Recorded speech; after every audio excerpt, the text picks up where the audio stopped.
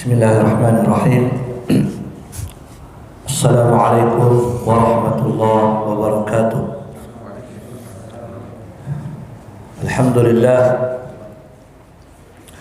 wassalatu wassalamu ala rasulillah wa ala alihi wa ashabihi wa man wala, amma ba'd. Kaum muslimin wal muslimat,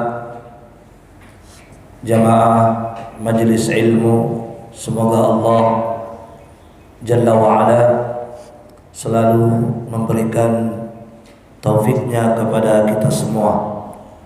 Alhamdulillah, pada siang hari ini kita senantiasa bersyukur dan selalu kita memuji Allah Subhanahu wa ta'ala, sebab darinya lah semata segala nikmat yang kita rasakan, apakah itu nikmat terkait dengan dunia yang kita rasakan, begitu pula nikmat yang terkait dengan agama. Dan semua nikmat Allah ini, nikmat terkait dengan dunia, nikmat terkait dengan agama, seluruhnya Allah Subhanahu wa ta'ala perintahkan agar kita senantiasa mensyukurinya. Allah Subhanahu wa ta'ala berfirman dalam Al-Quran, kata Allah Subhanahu wa ta'ala, ya ayyuhalladzina amanu kulu min thayyibati ma razaqnakum. Wahai orang-orang yang beriman, silahkan kalian makan rezeki yang baik yang telah kami rezekikan kepada kalian. Silahkan kalian makan ya apa yang telah kami rezekikan kepada kalian berupa rezeki yang baik. Nah, ini nikmat berupa apa? Berupa dunia. Allah berikan kepada kita makanan, minuman untuk kita nikmati sehari-hari. Apa kata Allah? Silahkan makan. Itu pemberian Allah Subhanahu wa ta'ala. Tetapi setelah itu Allah melanjutkan ayatnya. Apa lanjutannya? Washkuru lillah. Tetapi bersyukurlah kalian hanya kepada Allah Subhanahu wa ta'ala. Jadi hanya itu yang Allah minta kepada kita ketika Allah memberikan nikmat dunia, agar kita selalu bersyukur dengan nikmat itu. Begitu pula nikmat yang terkait dengan agama. Dan nikmat yang terkait dengan agama ini nikmat yang lebih berharga daripada nikmat dunia. Ya, ketika seorang hamba diberikan ilmu agama, difahamkan agama, itu nikmat agama namanya. Ketika seorang hamba dimudahkan mengamalkan ilmunya, maka itulah nikmat agama. Maka terkait dengan nikmat agama, tentunya kita harus lebih bersyukur daripada nikmat dunia. Allah Subhanahu wa ta'ala berfirman dalam Al-Quran, wa laqad atayna Luqman al-hikmata anishkur lillah. Sungguh kata Allah, kami telah memberikan kepada Luqman. Siapa Luqman di sini? Ya, bukan Luqman tetangga antum, tetapi Luqman seorang hamba yang soleh, yang kemudian Allah abadikan namanya dalam Al-Quranul Karim. Karena solehnya Allah abadikan namanya. Di antara kenikmatan yang Allah berikan kepada Luqman al-Hakim, kata Allah, sungguh kami telah berikan kepada Luqman al-hikmah. Nikmat berupa al-hikmah. Apa yang dimaksud hikmah di sini? Ilmu. Hikmah yang dimaksud adalah ilmu tentang agama Allah Subhanahu wa ta'ala. Maka Allah sebutkan bahwa ini merupakan nikmat yang Allah berikan kepada Luqman. Dan ilmu ini adalah nikmat, bukan sembarang nikmat memang. Sebab ilmu ini, hikmah ini hanya Allah berikan kepada siapa yang Allah pilih dari hamba-hambanya, siapa yang Allah kehendaki dari hamba-hambanya. Allah mengatakan dalam Al-Quran, yu'til hikmata man yasha. Allah memberikan al-hikmah kepada siapa yang Allah kehendaki saja. Wa may yu'tal hikmah, dan siapa yang telah diberikan hikmah ilmu ini oleh Allah, faqad utiya khairan katsira, maka sungguh dia telah diberikan oleh Allah kebaikan yang sangat banyak. Maka di antara hamba-hamba Allah yang dipilih oleh Allah untuk diberikan al-hikmah ini adalah Luqmanul Hakim. Kata Allah tadi apa? Sungguh kami telah memberikan al-hikmah kepada Luqman. Maka apa perintahnya Allah kepada Luqman? Apa kata Allah? Anishkur lillah. Maka hendaklah engkau wahai Luqman bersyukur kepada Allah. Hendaklah engkau bersyukur kepada Allah. Ya. Apakah bersyukur ini manfaatnya kembali kepada Allah? Tidak, kembali kepada hamba yang bersyukur itu sendiri, bukan kembali kepada Allah. Allah tidak butuh hal tersebut, tetapi Allah perintahkan bersyukur supaya manfaatnya kembali kepada hamba yang bersyukur itu sendiri. Makanya apa kata Allah? Wa may yashkur fa innama yashkuru li nafsi. Maka barang siapa yang bersyukur, maka sesungguhnya dia bersyukur terhadap dirinya sendiri. Artinya siapa yang bersyukur, maka hakikatnya manfaatnya kembali kepada dirinya sendiri. Apa manfaatnya ketika hamba itu bersyukur? Tentunya banyak manfaat. Di antara manfaatnya, ya, kesyukuran itu akan mempertahankan nikmat yang telah ada. Jelas? Ketika hamba bersyukur terhadap sebuah nikmat yang Allah berikan, maka Allah akan mempertahankan nikmat yang sudah ada. Kemudian plus apa? Dengan syukurnya dia akan mendatangkan nikmat yang belum ada. Masya Allah ya. Ketika dia bersyukur, apa yang terjadi? Ya, kesyukurannya itu akan menjadi sebab nikmat yang sudah ada bertahan, tidak hilang. Tetapi apa? Plusnya apa? Mengundang datangnya nikmat berikutnya yang belum dia miliki. Paham?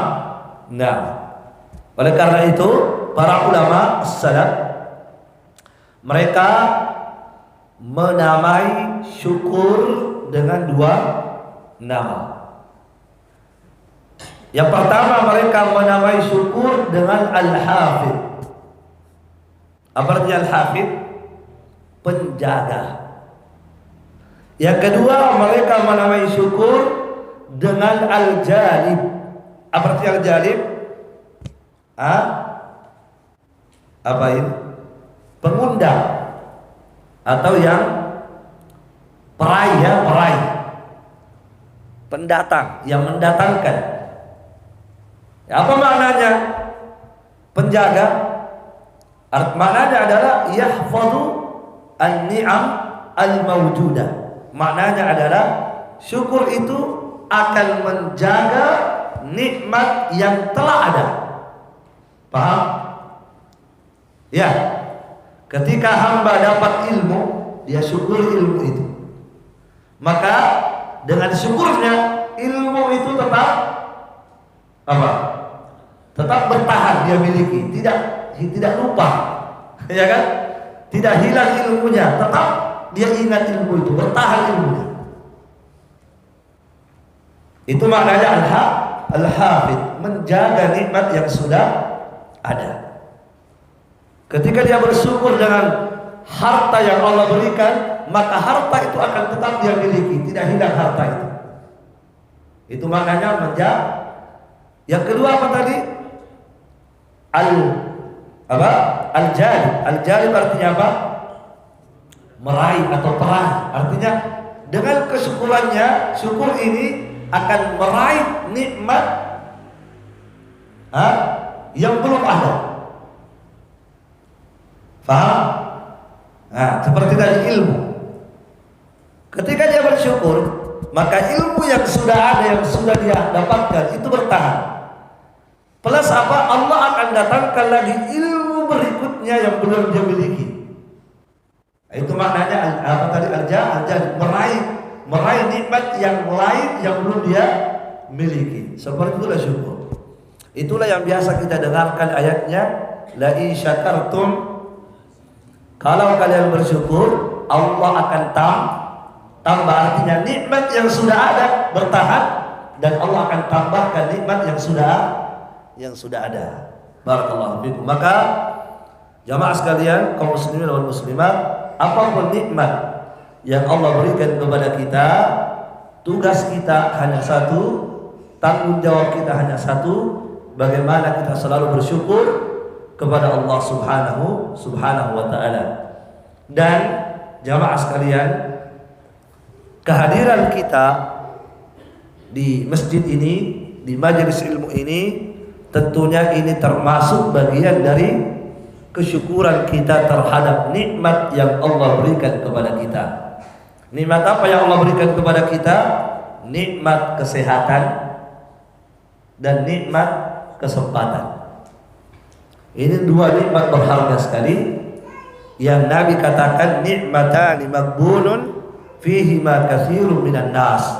Ada dua nikmat tetapi banyak manusia lalai dari dua nikmat ini. Lalai, lupa dengan dua nikmat ini, dia lalaikan dua nikmat ini, dia lewatkan begitu saja dua nikmat ini. Apa dua nikmat itu? As-sihhatu wal faragh. Nikmat kesehatan dan nikmat kesempatan. Ini dua nikmat besar yang harus kita syukuri. Kesehatan yang Allah berikan dan kesempatan yang Allah berikan. Maka untuk mensyukuri dua nikmat ini, maka mari kita gunakan untuk senantiasa menuntut ilmu. Yang kita sehat ya, kita datang ke majelis ilmu, ada kesempatan, gunakan untuk hadir di majelis ilmu. Itulah bentuk, salah satu bentuk kesyukuran kita kepada Allah Subhanahu wa ta'ala. Barakallahu fikum. Taib. Dan jamaah sekalian, majelis kita pada siang hari ini ya, seperti yang kita sudah ketahui bahwa tema majelis kita yang diberikan kepada kami apa? Ketika takdir tidak seindah harapan. Masya Allah. Ya, ketika takdir tak seindah harapan. Ya, Masya Allah. Tapi jemaah sekalian, ya tentunya setiap orang, siapapun dia, saya, seluruh jamaah sekalian, baik ikhwah maupun akhwat, muslim dan muslimat, maupun saudara-saudara kita yang ada di luar masjid, yang jelas setiap orang yang ada di dunia ini tentunya mereka punya apa? Punya harapan dalam hidupnya. Ada cita-citanya, ada harapannya, ada tujuannya, ada keinginannya. Itu setiap orang begitu. Ya, hanya saja keinginan manusia, cita-cita manusia berbeda-beda. Ya, bahkan mungkin ada yang sama cita-citanya. Ya, ada di antara kita mungkin punya harapan ingin jadi orang kaya. Ya kan? Mungkin ada. Dan itu pasti banyak. Dan itu kayaknya lebih banyak daripada apa? Punya cita-cita jadi ulama. Ya, kebanyakan manusia harapannya itu sebatas dunia. Nah, walaupun itu tidak terlarang sebenarnya, tidak masalah sebab dunia itu halal, tidak dilarang dalam agama. Orang mau cita-cita jadi orang kaya boleh, tidak masalah. Selama apa? Selama tetap di atas rambu-rambu agama. Jadi setiap orang punya harapan. Ada orang harapannya ingin jadi kaya. Sehingga apa? Dia pun mengerahkan segala kemampuannya, meluangkan segala waktunya, menghilangkan, berusaha menahan ngantuk capeknya demi apa? Demi meraih harta untuk bisa jadi orang kaya. Itu cita-cita manusia. Sampai kadang manusia hanya untuk memburu kekayaan, mereka rela menerjang perkara yang diharamkan oleh Allah Subhanahu wa taala. Dan tidak sedikit manusia hanya gara-gara ingin kaya sampai berani berbuat kesyirikan. Banyak. Carilah ilmu pesugihan supaya jadi kaya. Datanglah ke dukun, datanglah kemana, macam-macam. Ya. Tapi bukan berarti dilarang orang kaya, tapi cara-caranya harus benar. Ya, makanya kita katakan tadi, tidak masalah seorang punya harapan jadi orang kaya. Ya, apalagi kalau tujuannya ingin kaya untuk bersedekah, itu bagus sebenarnya. Nah, itulah harapan manusia. Ya, ada juga di antara manusia mungkin ya dia ingin menjadi apa? Pedagang sukses, pebisnis handal dan seterusnya. Itu harapan-harapan manusia. Ya, ada mungkin di antara manusia harapannya mendapatkan apa? Mendapatkan istri yang cantik, soleha, kaya. Itu harapan manusia.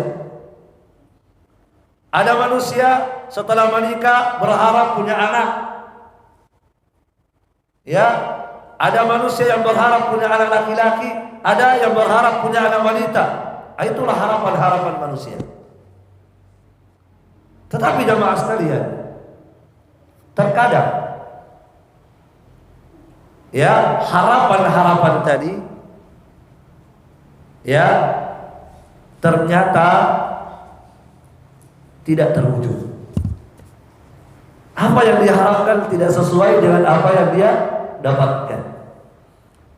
Orang yang berharap kaya tadi ternyata apa? Ujung-ujungnya tetap miskin, padahal dia sudah berusaha. Ya. Padahal dia apa? Jarang sudah tidur, jarang istirahat. Dia juga sudah berdoa.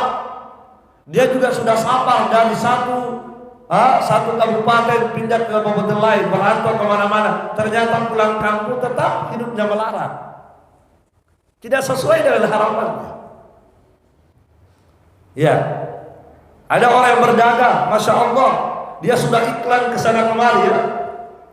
Sampai dia keluarkan biaya untuk iklan, tapi ternyata apa? Dagangannya tidak laku, tidak berhasil, tidak sukses dagangannya, tidak sesuai dengan apa yang diharapkan kenyataannya. Ada orang yang ingin menikah, ternyata setelah menikah dapat wanita yang jelek, atau dia cantik tapi dapat wanita yang akhlaknya buruk, tidak sesuai dengan apa yang dia impikan. Dia sudah bermimpi, berkhayal, nanti istri saya, Masya Allah, dia akan bangun sholat malam, dia akan ini. Ternyata dapat istri tidak mau sholat, ya kan?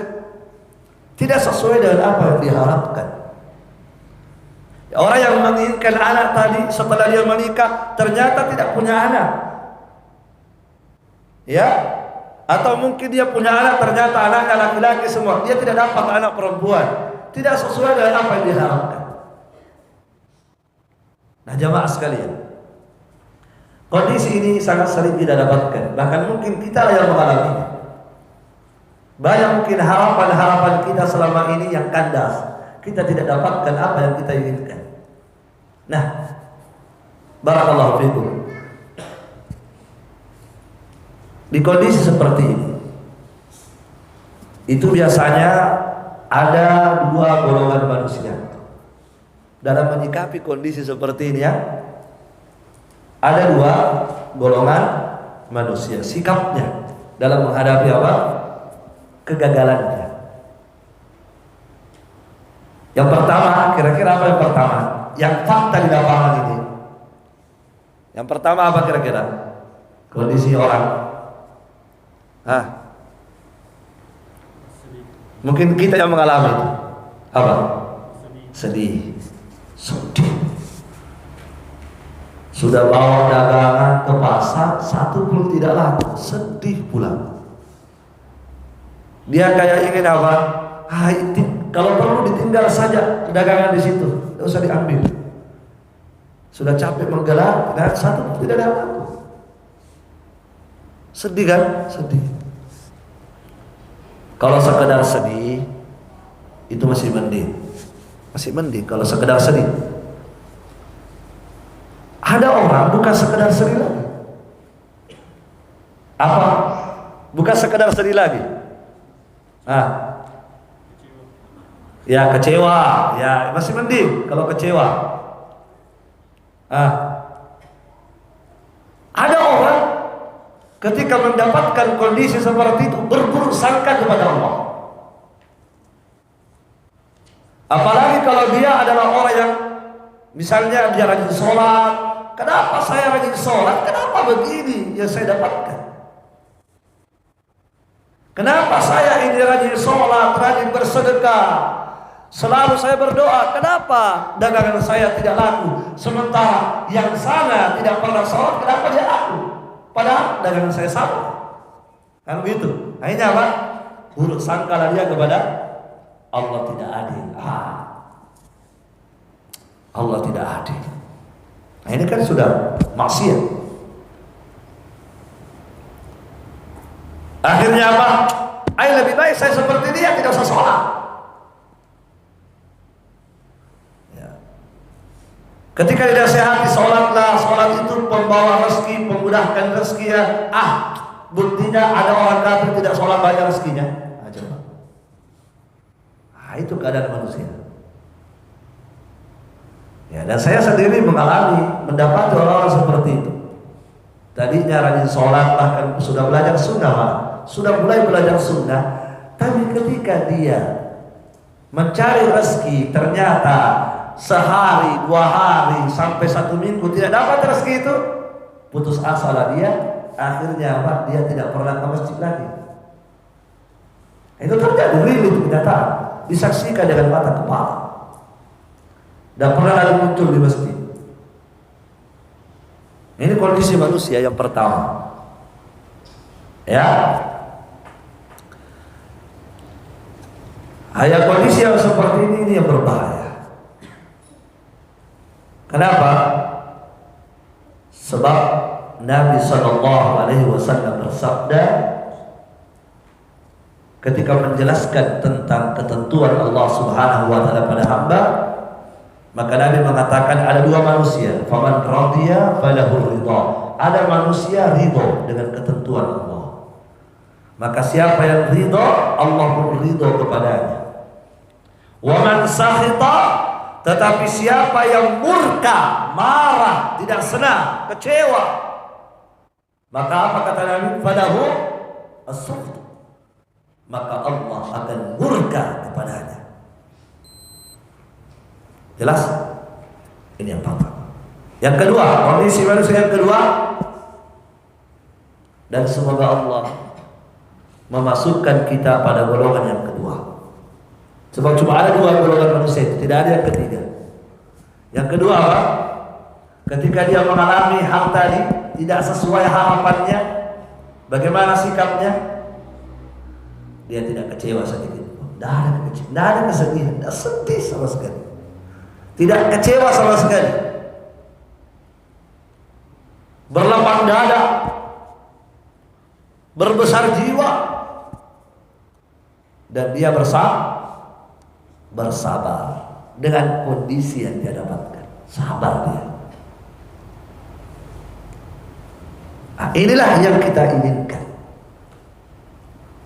Ketika apa yang kita harapkan tidak sesuai dengan apa yang terjadi, maka sikap yang benar adalah bersabar. Dan itulah perintah Allah Subhanahu wa taala. Itulah yang Allah perintahkan kepada kita. Apa kata Allah? Wasbir li hukmi rabbik. Wasbir li hukmi rabbik. Dan bersabarlah engkau terhadap keputusan Tuhan. Bersabarlah engkau terhadap keputusan Tuhan.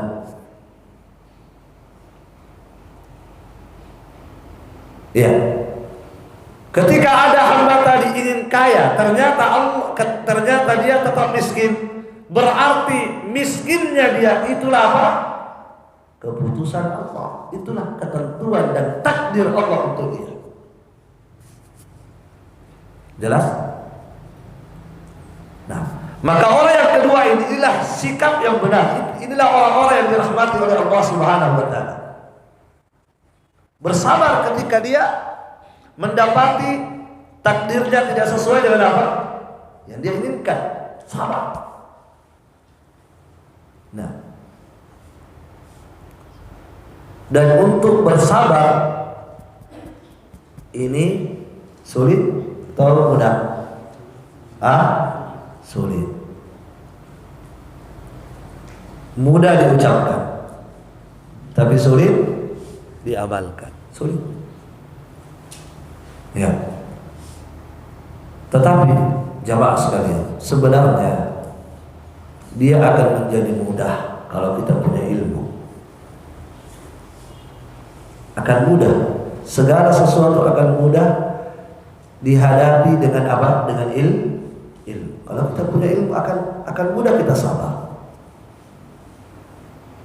Nah, orang yang pertama, kenapa dia berkeluh kesah? Kenapa dia marah? Yang pertama tadi, golongan yang pertama. Kenapa dia kecewa? Kenapa dia buruk sangka? Dan umumnya orang-orang yang seperti itu memang orang-orang yang jauh dari agama memang. Yang tidak pernah belajar ilmu agama, yang tidak punya ilmu agama. Umumnya mereka seperti itu. Tapi orang yang dekat dengan agama, yang bergelut dengan ilmu agama, tidak akan. Kalaupun ada sedikit, itu mungkin faktor keimanan lagi. Tapi orang yang paham ilmu agama, ketika menghadapi kondisi tadi, dia tidak akan mungkin kecewa, tidak ada kesedihan pada dirinya, pasti tidak ada. Selama dia punya ilmu, tahu ilmunya. Nah jamaah sekalian, apa ilmu yang harus kita ketahui terkait dengan apa?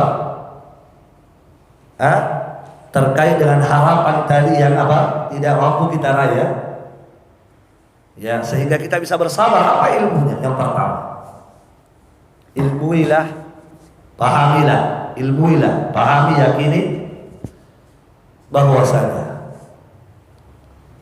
segala sesuatu itu terjadi atas kehendak Allah. Itu dulu. Apapun yang terjadi, apapun yang menimpa kita, itu terjadi atas apa? Atas takdir dan kehendak Allah. Ya, Allah menghendaki itu terjadi pada kita. Allah yang sudah merencanakan itu kan. Kalau kita sudah paham ini, kalau kita sudah tahu, oh ini sudah keputusan Allah, kira-kira akan kecewa kan kita? Ngapain kecewa? Ini kan sudah ketentuan Allah. Iya. Bagaimanapun usaha kita, bagaimanapun perjuangan kita, kalau Allah tidak menghendaki, tidak akan terjadi. Apa kata Allah dalam Al-Quran? Wa ma tasha'una illa an yasha'allahu rabbul alamin. Dan apa yang kalian kehendaki wahai manusia tidak akan terwujud, tidak akan terjadi kata Allah, kecuali kalau Allah menghendaki itu terjadi. Berarti setiap kehendak manusia berada di bawah kehendak Allah Subhanahu wa taala. Itu kita harus pahami itu sudah. Dan tidak ada yang terjadi di dunia ini kecuali semua terjadi atas apa? Atas kehendak dan izin Allah Subhanahu wa taala. Itu harus kita tahu. Dan ketika Allah sudah berkehendak, pasti terjadi. Tidak ada yang bisa menghalangi. Tidak ada.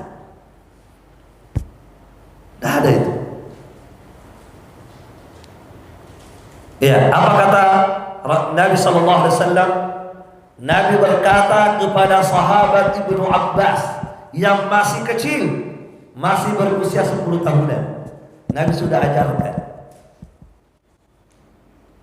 sebuah akidah yang bisa menghilangkan kesedihan. Apa kata Nabi kepada Ibnu Abbas? Wa'lam ya gulam, wahai anak kecil, pahamilah dan yakinilah. Bayangkan masih kecil ya, sudah diajar. Pahamilah dan yakinilah. Annama asabaka lam yakun liyukhti'aka. Apa yang telah Allah takdirkan menimpa engkau, maka tidak akan meleset. Jelas? Pasti kamu kena. Apa yang sudah Allah takdirkan akan menimpa engkau, pasti kamu dapat itu. Tidak mungkin meleset. Bayangkan itu. Wa ma akhta'aka. Dan apa yang Allah takdirkan untukmu. Yang pertama tadi apa? Apa yang Allah takdirkan untukmu akan menimpa kamu, kamu dapatkan, tidak akan meleset, pasti kamu dapat. Sebaliknya apa yang Allah takdirkan tidak akan menimpa kamu, maka apa? Tidak akan menimpa kamu. Itu sudah keyakinan. Kalau Allah sudah takdirkan Anda kaya, Anda pasti kaya itu. Tidak akan meleset itu.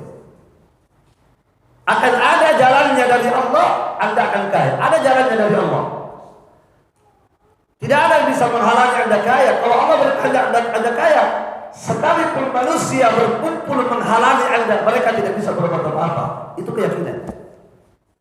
Sebaliknya, jika Allah sudah takdirkan Anda miskin, sudah.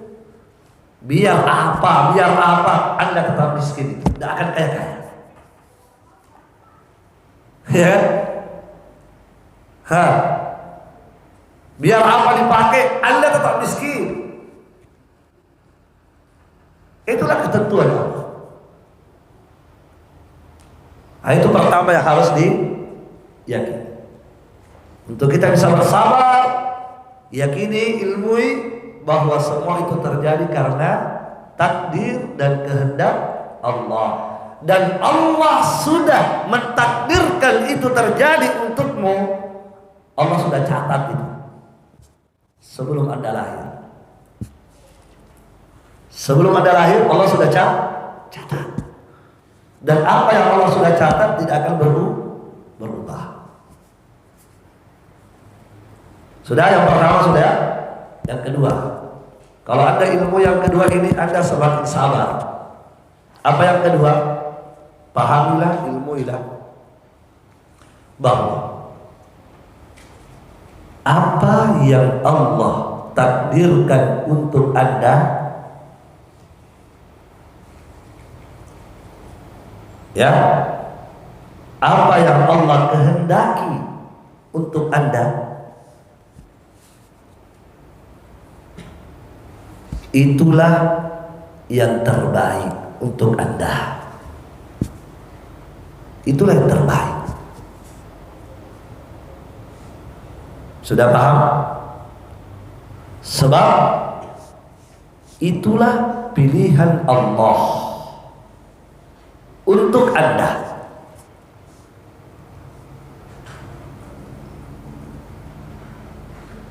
Dan pilihan Allah pasti lebih baik. Sudah bisa dipaham? Kalau sudah paham yang pertama tadi, hadirkan ilmu yang kedua. Apa ilmu yang kedua? Yakinilah bahwa apa yang Allah kehendaki untuk Anda, itulah yang terbaik untuk Anda. Itu yang terbaik. Kenapa itu yang terbaik? Sebab itu pilihannya siapa? Pilihan kita apa tadi? Pilihan kita apa? Mau apa? Mau kaya. Ternyata Allah pilihkan kita miskin. Berarti pilihan Allah lebih baik atau pilihan kita? Pilihan Allah lebih baik. Kenapa? Sebab Allah yang Maha tahu apa yang terbaik untuk hamba-Nya. Dan ingat, yakinilah Allah tidak akan pernah menzalimi hamba. Allah akan memberi sesuai dengan apa yang cocok untuk hamba itu. Allah tidak pernah berbuat zalim, Pak. Tidak pernah. Allah Maha tahu ini hamba cocok dikasih kaya. Allah Maha tahu ini hamba tidak cocok kaya, cocok dan miskin. Allah yang Maha tahu. Ilmu kita terbatas. Paham? Ya. Dalam pandangan kita jamaah sekalian itu tidak baik. Itu pandangan kita kan. Wah, tidak baik saya miskin. Itu pandangan Anda. Tapi ingat jamaah sekalian, ya, di sisi Allah itu baik. Makanya Allah berikan itu untuk Anda. Makanya Allah katakan dalam Al-Quran, apa kata Allah dalam Al-Quran? Sebelum kita sebutkan dulu dalil bahwasanya semua takdir Allah itu baik, tidak ada yang jelek. Apa dalilnya? Semua kehendak Allah itu baik, tidak ada yang jelek. Dalilnya apa? Dalilnya adalah hadis Rasulullah SAW. Nabi pernah bersabda, ajaban li amril mu'min. Sungguh menakjubkan semua keadaannya orang yang beriman, menakjubkan. Wa la yaqdillahu lahu qada'an. Semua yang Allah takdirkan untuk orang yang beriman, kana khairan lahu, maka itu baik untuknya. Itu sabda Nabi. Semua yang Allah tetapkan untuk orang yang beriman itu baik untuk dia. Walaupun kadang kita merasa itu tidak baik, tapi itu kata apa kata Nabi? Itu baik. Itu baik. Ada sebuah riwayat yang sahih. Ya. Ada orang dilihat oleh Nabi yajurru izar, terseret celananya, artinya isbah, terseret sampai terseret di tanah. Ya, jalan sampai terlalu panjang celananya sampai terseret. Maksudnya terseret ya kena tanah ya, terlalu panjang. Nabi kejar orang itu dan berkata, ya fulan, ittaqillaha warfa' izar. Bertakwalah kepada Allah, angkat kainmu, angkat. Ketika dia dinasihati oleh Nabi, apa kata dia? Ya Rasulullah, inni ahnafu.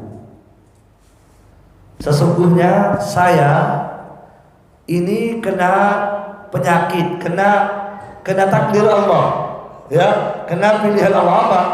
Kaki saya ahnaf. Kaki saya ahnaf. Ahnaf itu apa? Kata para ulama, ini ujung ini ujung begini. Ujung ketemu ujung. Kan kaki normal begini ya. Ini tidak begini. Kaki apa namanya ini? Kaki O. Ada kan kaki X, ada kaki O. Jadi dia punya kaki tidak normal. Sehingga celana itu tidak, ya kan? Iya.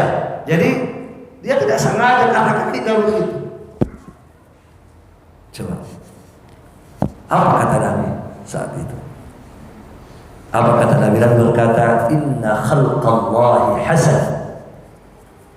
Sesungguhnya semua kehendak Allah, semua ciptaan Allah, semua takdir Allah baik. Untuk dia, menurut dia tidak baik. Tapi apa kata Nabi? Itu baik. Tidak ada yang jelek. Allah berikan kaki seperti itu, kan tidak sesuai harapan. Tapi apa kata Nabi? Tapi untuk kamu baik.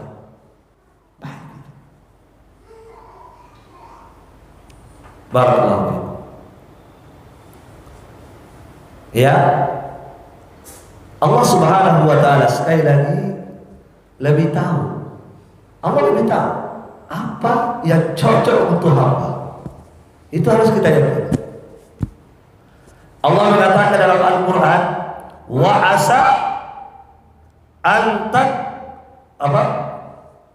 Wa asa an tuhibbu syai'an wa huwa syarrun wa asa an takrahu syai'an wa huwa khairul lakum. Wa asa an tuhibbu syai'an wa huwa syarrul lakum. Wallahu ya'lamu wa antum la ta'lamun. Subhanallah. Ini ayat hiburan betul bagi kita. Apa kata Allah dalam surah Al-Baqarah? Boleh jadi sesuatu itu yang kamu suka, tetapi sebenarnya itu jelek bagimu. Jelas ayatnya? Jelas. Wa asa an takrahu syai'a, boleh jadi kamu membenci sesuatu itu, kamu tidak suka sesuatu itu, tetapi ternyata itulah yang lebih baik bagimu, kata Allah. Sebaliknya, boleh jadi kamu mencintai sesuatu, menyukai sesuatu itu, tetapi ternyata itu jelek bagimu. Makanya Allah tidak berikan. Kenapa jelek bagimu untuk itu? Wallahu ya'lam. Allah yang lebih tahu, kamu tidak tahu. Jelas? Allah yang lebih tahu, kamu tidak tahu. Allah yang lebih tahu bahwa hamba ini cocoknya apa? Kaya, tidak cocok miskin. Atau sebaliknya, Allah lebih tahu ini hamba cocoknya miskin, tidak cocok kaya. Allah yang lebih tahu ini hamba cocok dikasih anak, tidak cocok dikasih anak. Allah yang tahu. Allah tidak kasih anak, itulah yang terbaik untuk dia menurut Allah. Allah yang lebih tahu. Paham? Barakallahu. Makanya dalam sebuah riwayat, subhanallah,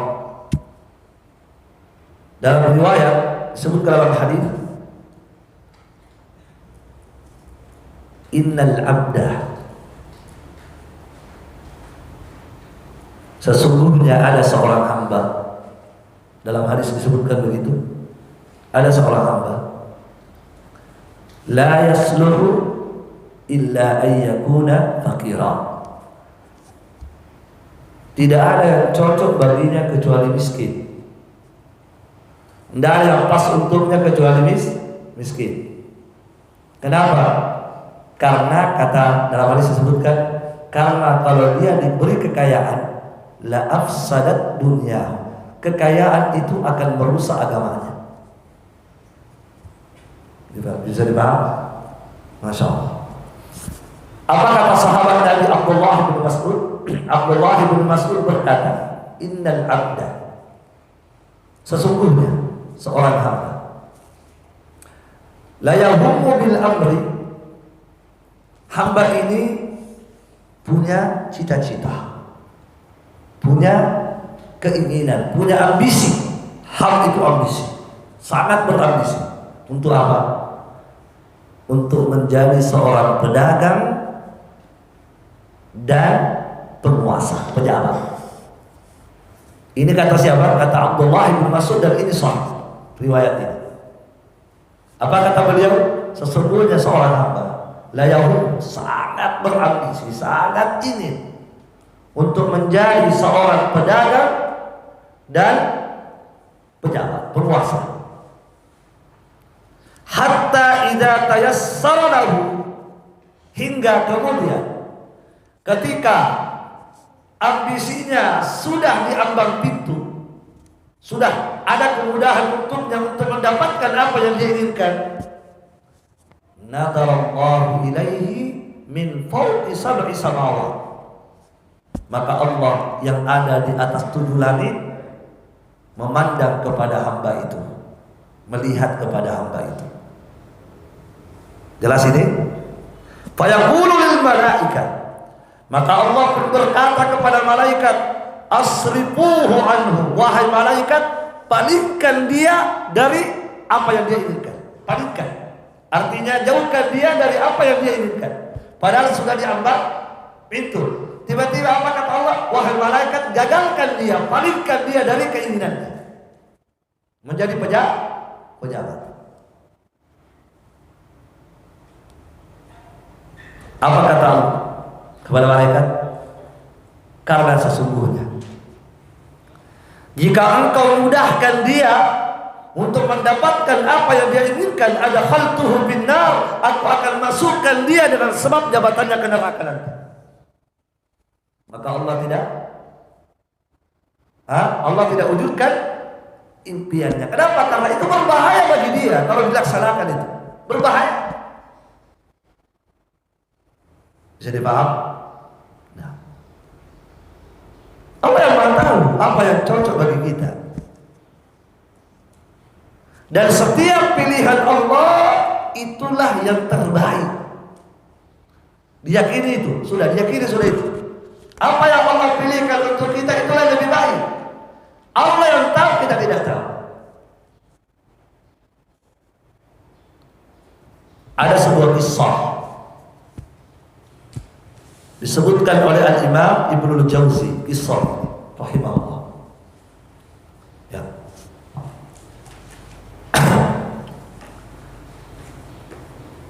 Ada seorang raja, dia punya wazir, punya menteri. Raja punya menteri. Menterinya ini adalah menteri yang taat beragama dan saleh. Menterinya ini setiap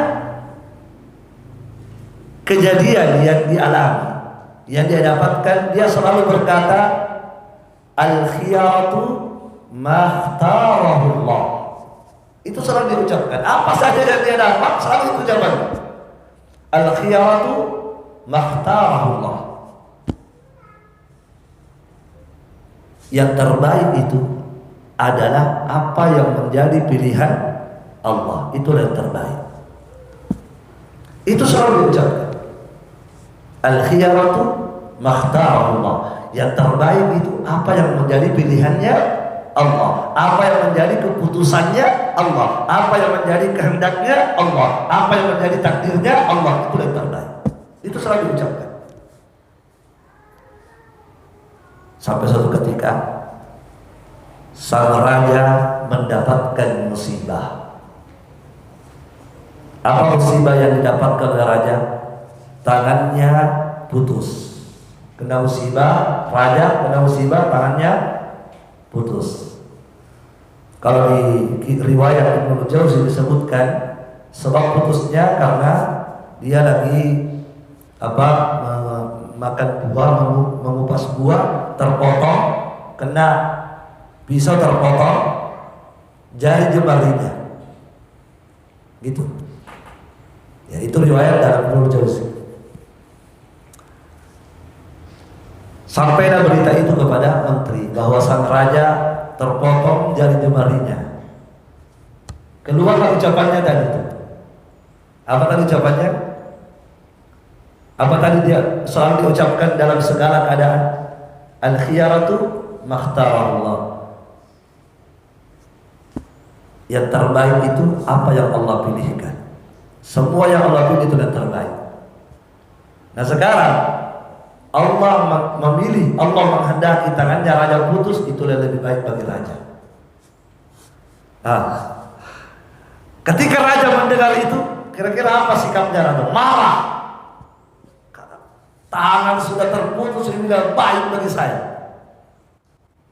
Nah itu kan pandangan raja, karena ini kan masa tangan terputus dibilang baik. Tidak terima raja, tidak terima. Akhirnya apa? Menteri itu dipenjarakan. Dipenjara menteri itu. Sudah? Kemudian setelah dipenjara, beberapa hari kemudian sang raja ingin pergi berburu hewan, berburu rusa atau apa gitu ya. Diajaklah semua Diajarlah semua menteri-menteri dan yang lainnya diajak berburu. Barakallahu fiikum.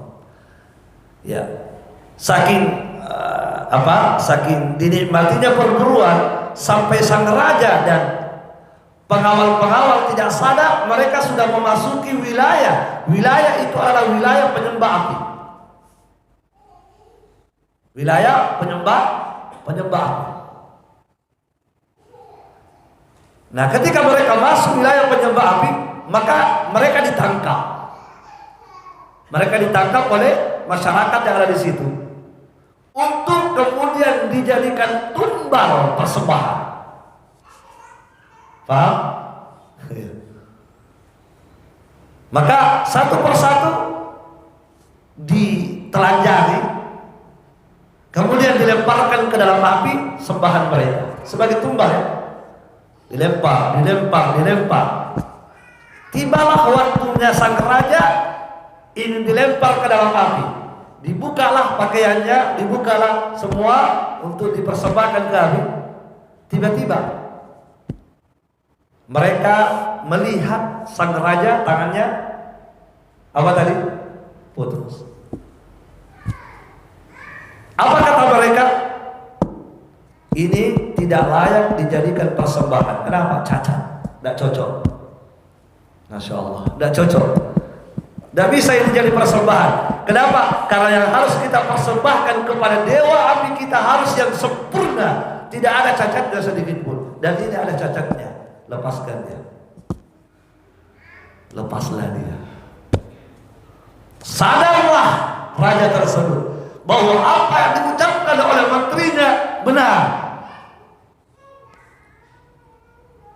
Ketika Allah takdirkan tangannya terputus, ternyata apa?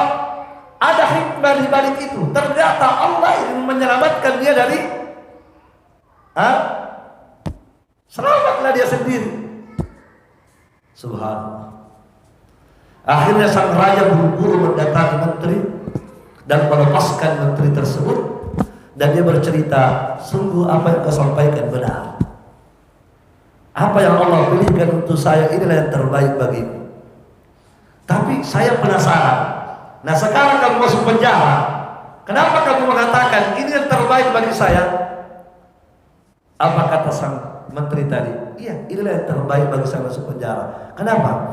Karena saya tidak masuk penjara, saya akan ikut berburu dengan kau wahai raja. Pasti kamu ajak saya. Dan saya pasti akan kena korban juga karena saya sempurna, tidak ada cacat pada badan saya. Maka dimasukkannya saya di penjara, itulah yang terbaik bagi saya. Allah ingin menyelamatkan nyawa saya. Dipahami? Subhanallah. Maka sungguh benar apa yang diucapkan oleh Rasulullah SAW, bahwa segala ketentuan Allah itu baik. Maka apapun yang menimpa kita, itulah yang terbaik bagi kita. Ya, mungkin kita tidak suka, tetapi di sisi Allah itu baik. Dan Allah yang lebih tahu apa yang terbaik bagi kita. Itu ayatnya tadi, ya. Ya. Barakallahu fiikum. Nah, orang yang ingin punya anak ternyata tidak diberikan anak, tidak usah kecewa. Yang penting kan sudah berusaha. Ya kan? Tugas kita hanya berusaha, hasil dan keputusannya kembali kepada Allah. Wa ma tasyauna illa ayyasha Allahu rabbul alamin. Tidaklah mereka berkehendak, apa yang mereka kehendaki tidak akan terjadi kecuali kalau Allah menghendaki. Ya. Allah tidak berikan Anda anak, ya ada hikmah. Allah tahu Anda tidak cocok punya anak mungkin. Sebab jamaah sekalian, anak itu tanggung jawabnya berat. Betapa banyak orang tua tadinya soleh, tapi ketika punya anak menjadi apa? Menjadi rusak gara-gara anaknya. Mungkin antum sering membaca surah Al-Kahfi. Iya tidak? Kisah Khidir membunuh apa? Khidir membunuh seorang anak yang tidak bersalah. Maksudnya tidak bersalah anak yang masih kecil dibunuh oleh Khidir.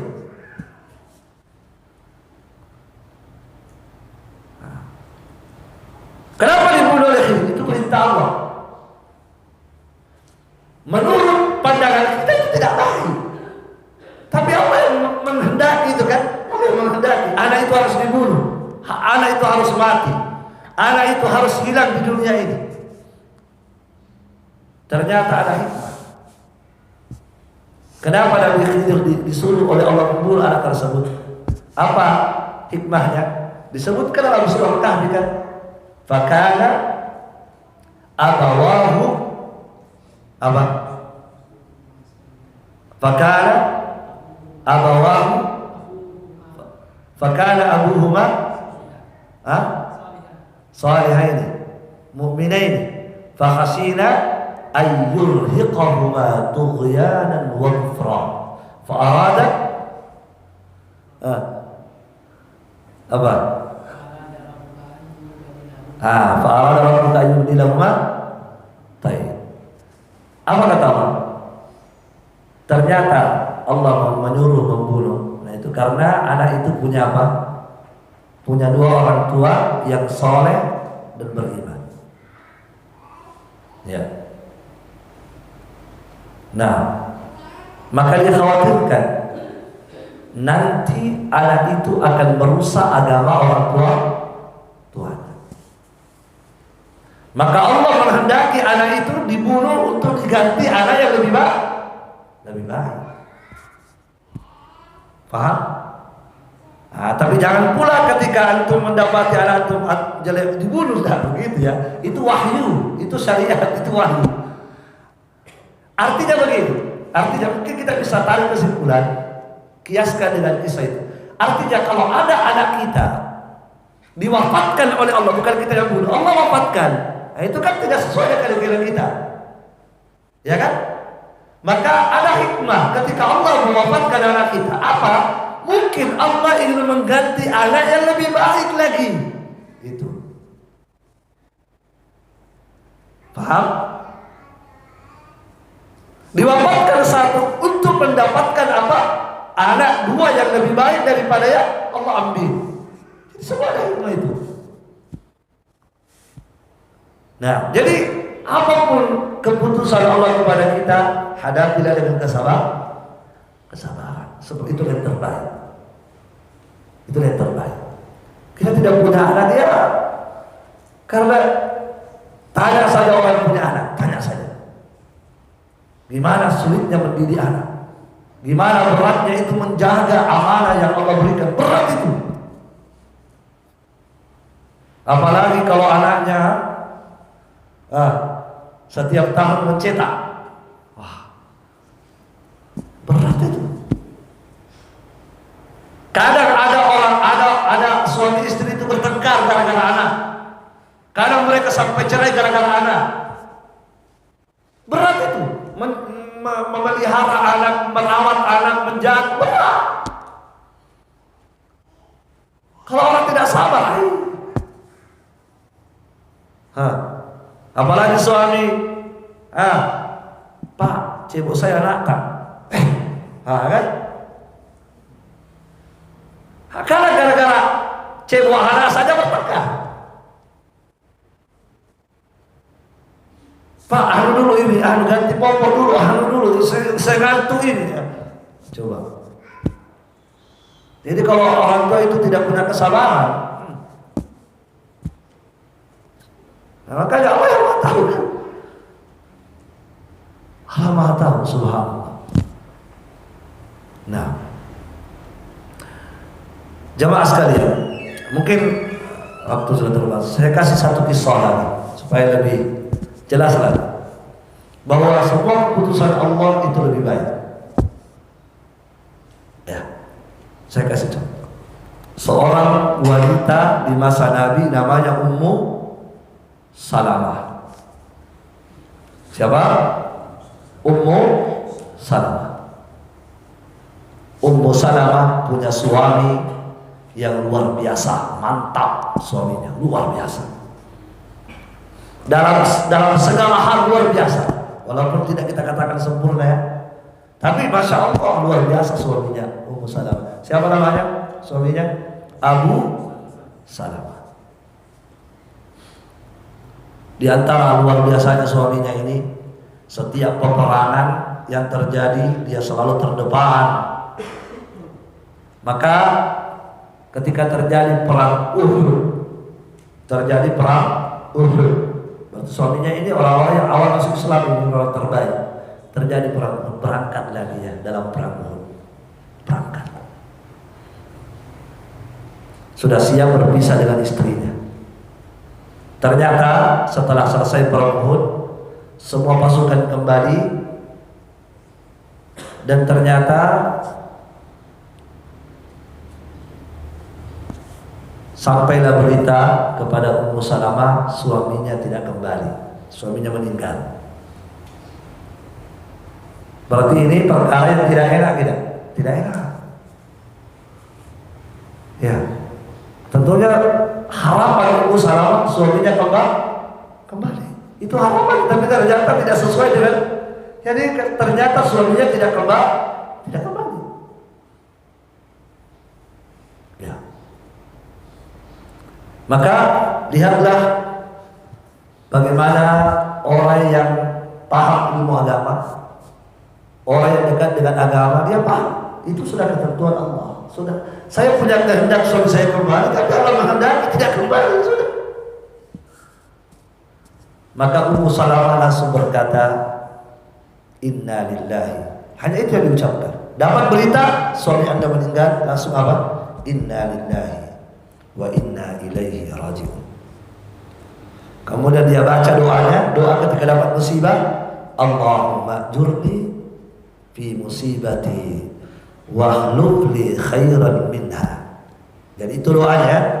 Kalau dapat musibah apapun, bukan hanya musibah kematian, barang kita hilang, sendal kita dicopet, ya apa saja musibah yang menimpa kita, maka kita baca apa? Inna lillahi wa inna ilaihi raji'un. Sesungguhnya kita ini adalah milik Allah, ya, dan semua akan kembali kepada pemiliknya, yaitu Allah Subhanahu wa taala. Kemudian baca doa tadi, Allahumma jurni fi musibati wahluf li khairan minha. Ya Allah, berikanlah pahala terhadap musibah yang menimpa saya, dan gantikanlah untukku yang lebih baik. Itu doa yang Nabi ajarkan. Ummu Salamah baca itu doa. Ya. Ketika Ummu Salamah sampai pada bacaan wahlub li khairan minha, gantikanlah untukku yang lebih baik, Ummu Salamah berpikir, siapa gantinya suamiku yang lebih baik? Tidak ada yang kalahkan suamiku ini. Sempat Ummu Salamah agak apa ya? Suami saya terbaik, tidak lebih baik lagi. Tapi beliau yakin bahwa itu doa Nabi, itu sabda Nabi sudah. Beliau yakin. Akhirnya dibaca. Subhanallah, ternyata setelah selesai masa iddahnya beliau, sebab wanita yang meninggalkan ada masa iddah ya, ada masa menunggu. Dia boleh nikah lagi, tapi harus ada masa menunggunya. Ya, setelah harus masa iddahnya, ternyata ada orang yang datang melamar beliau Ummu Salamah. Ada yang melamarnya. Siapa yang melamarnya? Rasulullah sallallahu alaihi wa ala alihi wasallam. Beliau tidak pernah menyangka. Apalagi beliau adalah janda, punya anak. Beliau tidak pernah berpikir bahwa yang akan menggantikan suami beliau adalah Rasulullah. Tidak ada pikiran beliau sama sekali. Kenapa? Pertama beliau janda, yang kedua punya anak. Kemudian banyak wanita-wanita lain. Kalau ingin Rasulullah meninggalnya kan begitu. Tapi ternyata begitulah rencana Allah Subhanahu. Itulah rencana Allah. Ternyata Allah mengirim Rasulullah sebagai pengganti suami beliau. Dilamar oleh Nabi. Sempat waktu itu Ummu Salamah sedikit, bukan tidak mau, tapi khawatir. Beliau berkata kepada Nabi, ya Rasulullah, saya itu orangnya, saya punya anak. Nah, itu alasannya, saya punya anak, nanti merepotkan anak saya. Ya, maka Nabi memberikan alasan-alasan juga. Intinya, akhirnya terjadilah apa yang Allah kehendaki. Rasulullah akhirnya menikah dengan Ummu Salamah. Lihatlah rencana Allah Subhanahu wa taala. Jelas ya? Yang jelasnya apa yang Allah pilihkan untuk kita itu ada hikmah dan itu yang terbaik bagi kita. Maka kalau begitu tidak ada lagi pilihan lain bagi kita kecuali bersabar. Apapun yang Allah tetapkan untuk kita, sabar menerima ketentuan Allah Subhanahu wa taala. Kalau Anda bersabar, maka sungguh tidak ada balasan lain untuk Anda kecuali surga. Sabarnya Anda menerima takdir Allah Subhanahu wa taala yang tidak sesuai dengan keinginan Anda, maka sungguh tidak ada balasan bagi Anda kecuali hanyalah surga Allah Subhanahu wa taala. Bukankah Allah berfirman dalam Al-Qur'an, "Wal malaikatu yadkhuluna 'alaihim min kulli bab." Dan para malaikat akan masuk menemuinya. Siapa yang ditemui? Yang masuk surga tadi. Para malaikat akan masuk menemui dia dari semua pintu-pintu surga yang ada. Kemudian ketika malaikat masuk menemuinya dan sudah bertemu dengannya, apa yang diucapkan oleh malaikat tadi? Salamun alaikum bima sabartum fa ni'ma uqbad dar. Apa kata malaikat tadi? Keselamatan atas kalian. Ya, selamat atas kalian. Allah Subhanahu wa taala memberikan karunia besar ini kepada kalian. Sebabnya apa? Yang malaikat sebutkan waktu itu bukan sebabnya sholat, bukan, tetapi bima sabartum, disebabkan karena kesabaran kalian. Itu yang malaikat sebut. Selamat atas kalian, atas anugerah, atas nikmat yang telah Allah berikan ini kepada kalian, disebabkan karena kesabaran kalian di dunia, kesabaran kalian dalam mengerjakan perintah Allah, kesabaran kalian dalam meninggalkan larangan Allah, kesabaran kalian dalam menghadapi semua takdir Allah Subhanahu wa taala yang baiknya maupun yang jeleknya. Sebab sabar itu dibutuhkan pada tiga keadaan. Sabar ketika melakukan ketaatan. Ya, ini termasuk ketaatan atau tidak? Datang ke majelis ilmu, ketaatan atau tidak? Ketaatan. Butuh apa ini? Butuh sabar. Kalau Anda tidak sabar, tidak akan datang ke sini. Kalau Anda tidak sabar duduk, baru 2 menit Anda sudah pulang. Butuh kesabaran. Ketaatan itu butuh sabar. Kalau Anda tidak sabar, Anda tidak akan ke masjid sholat subuh. Butuh kesabaran, itu taat. Kalau Anda tidak sabar, Anda tidak akan berpuasa di bulan Ramadan. Anda akan cepat-cepat berburu minum. Tidak sabar, saudara. Butuh kesabaran, itu ketaatan. Yang kedua, sabar meninggalkan apa? Maksiat. Kita butuh sabar. Ya, orang yang terbiasa main gitar, ya, kemudian dia tahu hukumnya apa, hukumnya main musik. Kalau dia tidak sabar, aduh, sudah gele-gele gitar, mau memetik. Tapi kalau dia sabar, sudah. Orang yang terbiasa minum balok, kalau dia tidak sabar, wah sudah, aduh, terpaksa. Butuh kesabaran. Kalau ada orang terbiasa berzina, wah, untuk meninggalkan itu butuh kesabaran, meninggalkan itu kebiasaan. Maka meninggalkan maksiat itu butuh kesabaran. Kalau hamba tidak sabar, dia akan jatuh pada maksiat yang sama. Yang ketiga apa?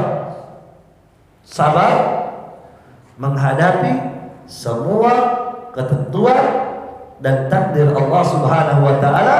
Dan takdir Allah ada dua, ada yang baik, ada yang jelek. Yang baik seperti apa? Sehat, kaya. Yang jelek seperti apa? Sakit, miskin, itu yang jelek. Maka semua ketentuan Allah, yang baik maupun jelek, harus kita hadapi dengan kesabaran. Maka dengan sabar itulah malaikat pun mengucapkan Assalamu alaikum, selamat atas kalian, disebabkan karena kesabaran kalian di dunia. Barakallahu fikum. Jamaah sekalian, mungkin ini yang bisa kita sampaikan. Ada pertanyaan? Silakan. Ya, silakan. Assalamualaikum warahmatullahi wabarakatuh.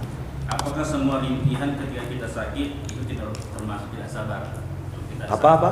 Rintihan ketika sakit, apakah itu tidak termasuk sabar? Ya. Baik. Jadi pertanyaannya, merintih ketika sakit apakah termasuk tidak sabar? Baik.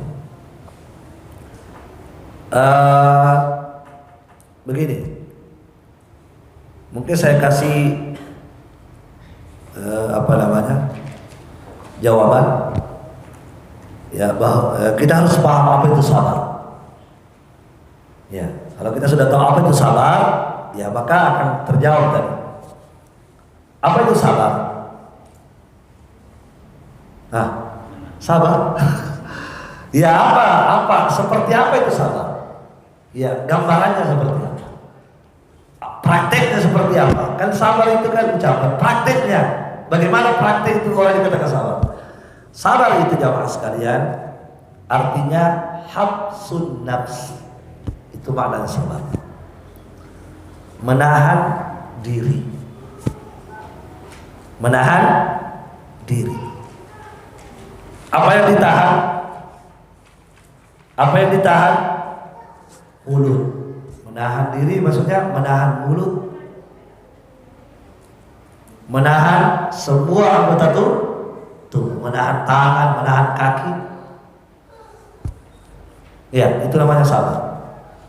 Maksudnya menahan mulut artinya menahan lisan untuk mengucapkan sesuatu yang apa? Yang mengundang murka Allah. Bukan berarti orang yang kena musibah tidak boleh bicara-bicara, tidak. Maksudnya dia kontrol ucapannya, dia tahan ucapannya, dia tidak akan mengucapkan sesuatu yang apa? Yang tidak baik ketika dapat musibah. Dia akan menjaga ucapannya ketika dapat musibah. Yang keluar dari ucapannya ucapan baik saja. Nah, itu namanya sabar. Makanya disebutkan dalam Al-Quran, ciri orang yang sabar ketika dapat musibah, alladzina idza asabatuhum musibah, mereka adalah orang-orang yang ketika dapat musibah, qalu, apa yang keluar dari mulutnya, inna lillahi wa inna ilaihi raji'un. Itu orang sabar. Jadi mulutnya itu baik. Tapi kalau ada orang dapat musibah, yang keluar dari mulutnya apa?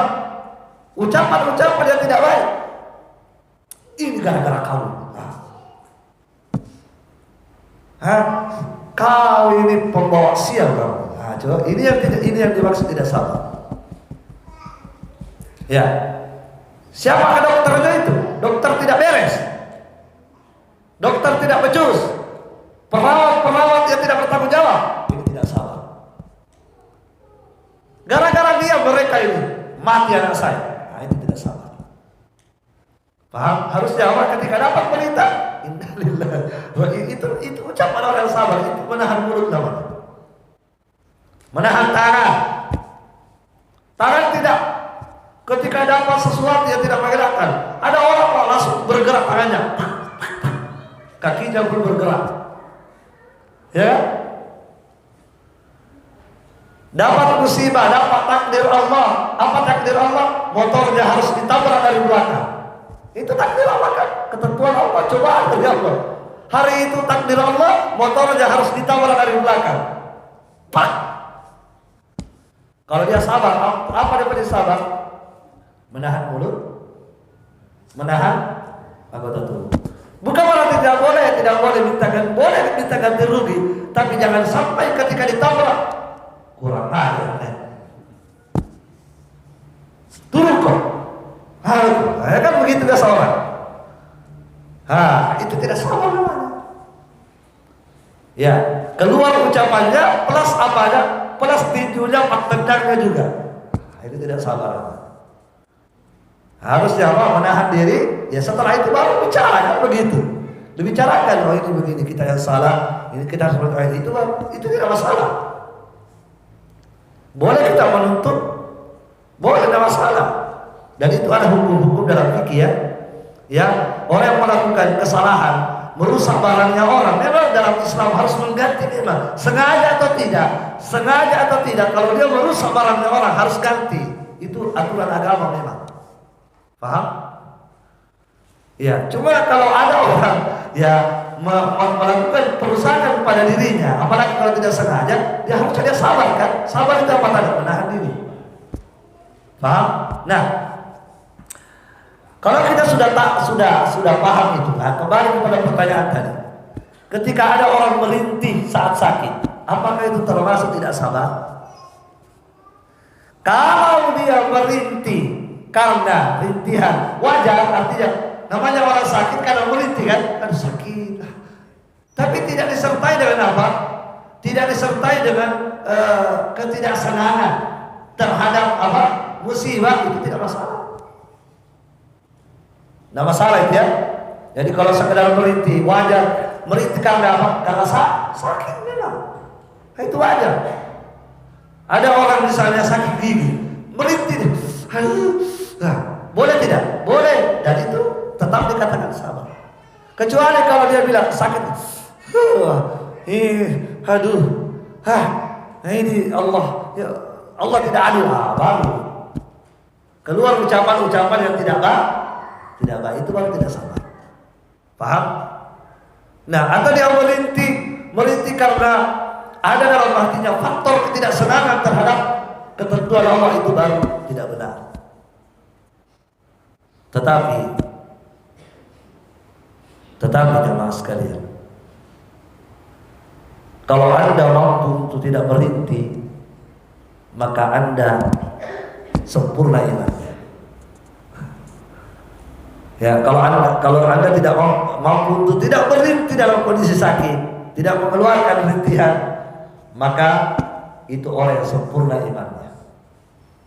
Bukan berarti merintih ya tidak ada masalah merintih tadi. Tapi kalau anda bisa untuk tidak merintih, anda hebat. Kenapa? Karena seperti itulah Imam Ahmad.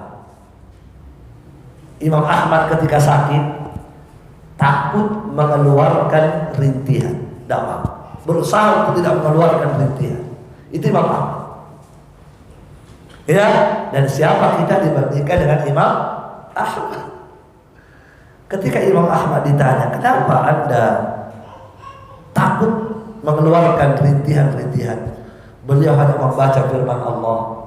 Aku takut masuk pada firman Allah, ma yalfidhu min qawlin illa ladaihi raqibun atid. Apa kata Allah dalam Al-Quran?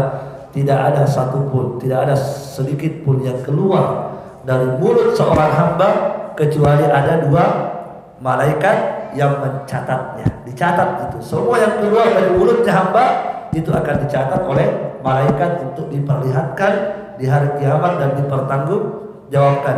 Dan Imam Ahmad berkata, saya takut rintihan saya dicatat oleh malaikat. Dan saya tidak ingin bertemu dengan Allah dalam kondisi merintih ketika diuji oleh Allah Subhanahu wa ta'ala. Tapi ini tentunya levelnya orang-orang tinggi. Barakallahu fikum. Ya, barakallahu fikum. Cukup kayaknya? Cukup.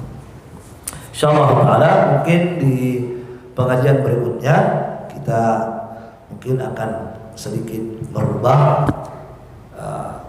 Mungkin nanti pengajian berikutnya penyampaian materi itu tidak terlalu lama, tetapi sesi tanya jawab itu yang lebih banyak. Mungkin begitu. Jadi mungkin nanti materi paling lama setengah jam. Ya, adapun materi tanya jawab itu mungkin setengah jam lebih. Ya, mungkin begitulah sistem kita. Ya, karena mungkin banyak di antara ikhwan atau akhwat punya pertanyaan-pertanyaan, namun ya tidak tahu kemana mau disampaikan. Ya barakallahu fikum, atau mungkin ada yang segan untuk bertanya atau malu untuk bertanya, maka insyaallah taala ya di pengajian berikutnya kita akan berusaha untuk memberikan kemudahan kepada seluruh ikhwan dan akhwat. Wallahu a'lam bishawab. Cukup. Subhanakallahumma wa bihamdik, asyhadu an la ilaha illa anta, astaghfiruka wa atubu ilaik. Assalamualaikum warahmatullahi wabarakatuh.